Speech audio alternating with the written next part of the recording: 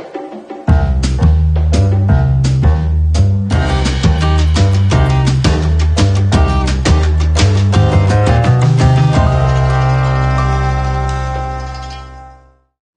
I'm Matt Carey. Welcome to the Deadline Studio at the Cannes Film Festival. We have with us director, writer Kleber Mendonça Filho, and the star of his film, Wagner Moura. I hope I'm pronouncing your name correctly. The film is The Secret Agent, or that is the English title anyway. The Portuguese title? O Agente Secreto. O Agente Secreto. Ooh, I kind of messed that up. It is an amazing film. It's had an incredible reaction here. I believe I saw video of you guys in a large crowd dancing down the Croisette afterwards. Yeah, it was a great moment. We brought 15 musicians and dancers from Recife to do the frevo, which is this great musical style rhythm, and the frevo plays an interesting part in the film. It takes place in 1977, and for those who know their history of Brazil, that is during the period of the military dictatorship. That's very much part of the film, or certainly in the background, but this is not an on-the-nose film. We're sort of experiencing the corruption and power dynamics of Brazilian society through the character Wagner that you play. But tell us a little bit about this story, a little bit of a man on the run trying to get out of Brazil, but also wanting to be reunited with his young son. Yeah, I really I had this title. Sometimes you write a script and you do not have a title, but it worked the other way around now. I had a title and I had to fit a film into those three words, and I wanted to do a period piece going back almost 50 years, and well, I was 9 in 77, so it was probably the first year that I actually remember more vividly. So a lot of where the film comes from, it comes from personal memories, but then again, it also comes from research and looking at old newspapers and photographs and film.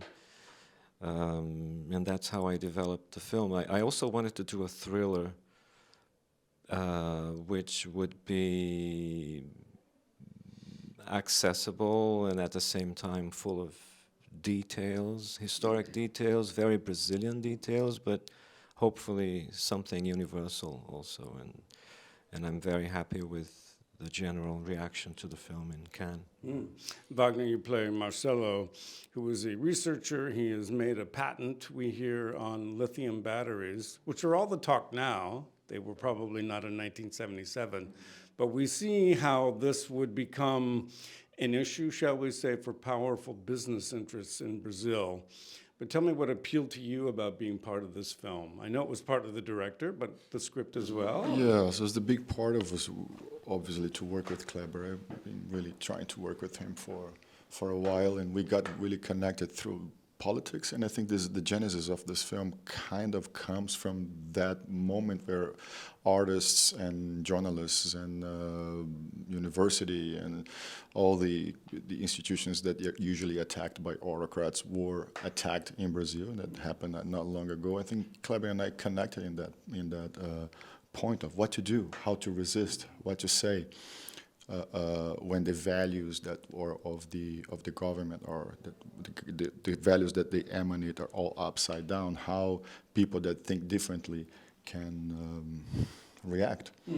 Yeah, and we see him being judged on his appearance. Wait a minute, he has a beard, and this immediately says, okay, from the power interest there, immediately know, all right, this guy's not with us. He's suspect. And huge swaths of Brazilian society were suspect. Yeah. Hey, it was a time whoever had like a long hair or beard were immediately seen as a target, as a communist or a hippie or something that the ship didn't really like, homosexual or whatever.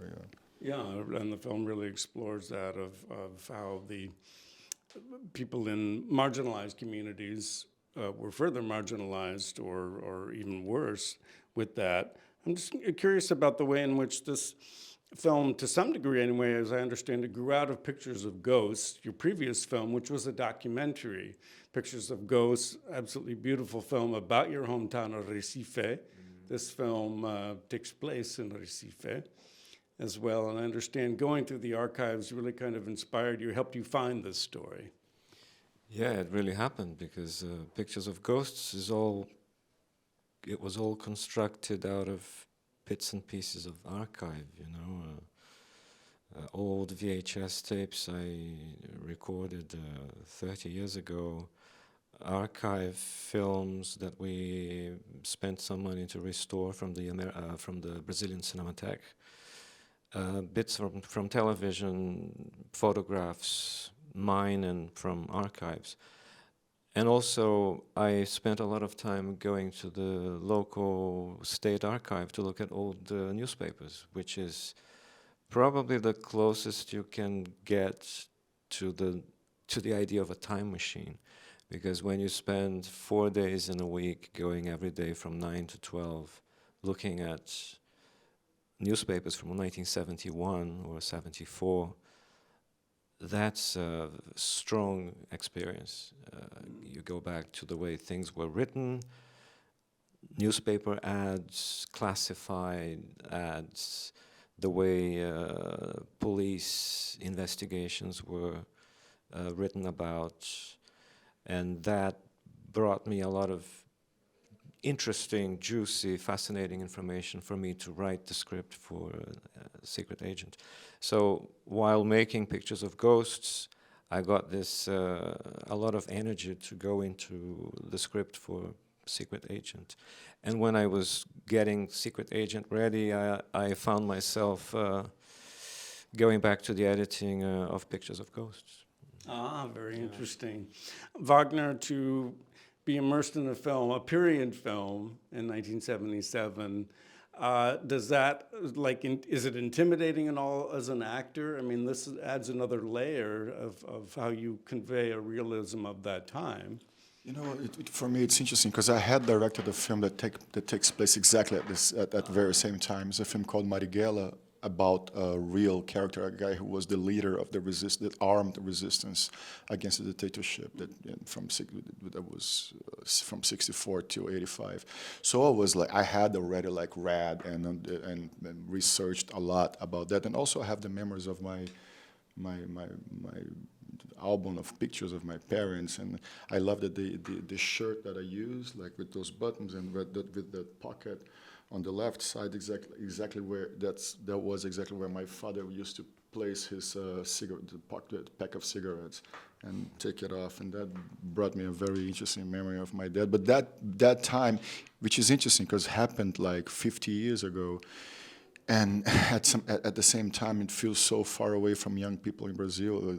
Recently, the success of Walter Salles' film I'm Still Here made young people realize that there was a dictatorship in Brazil, which is incredible and fascinating. Yeah. Oh, that's quite remarkable. There are some certainly comedic moments, dark comedy, one might say. A shark that turns up, well, the shark has got a leg in its belly or mouth, and there's all these references to Jaws, and in the film, your son desperately wants to see Jaws, even though he's quite young and might really traumatize him.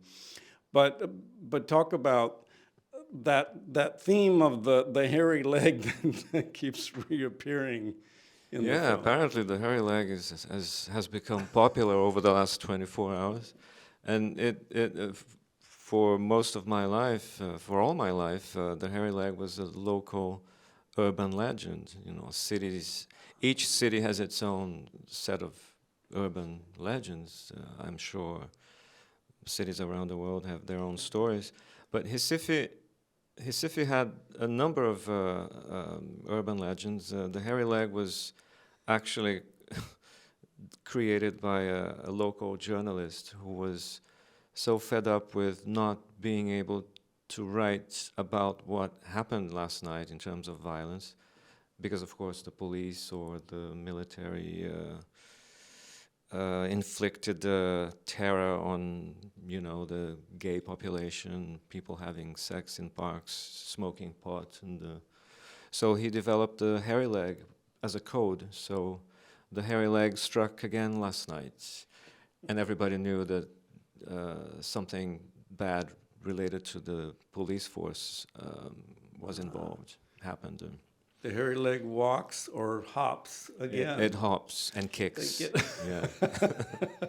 It kicks back. I mean, it is an extraordinary film. It's in competition. The Secret Agent, been joined by Kleber Mendonça Filho, the director and writer of the film, and by the lead actor, Wagner Moura. Thank you so much for being with us in our studio. Thank you for having us. Thank you very much.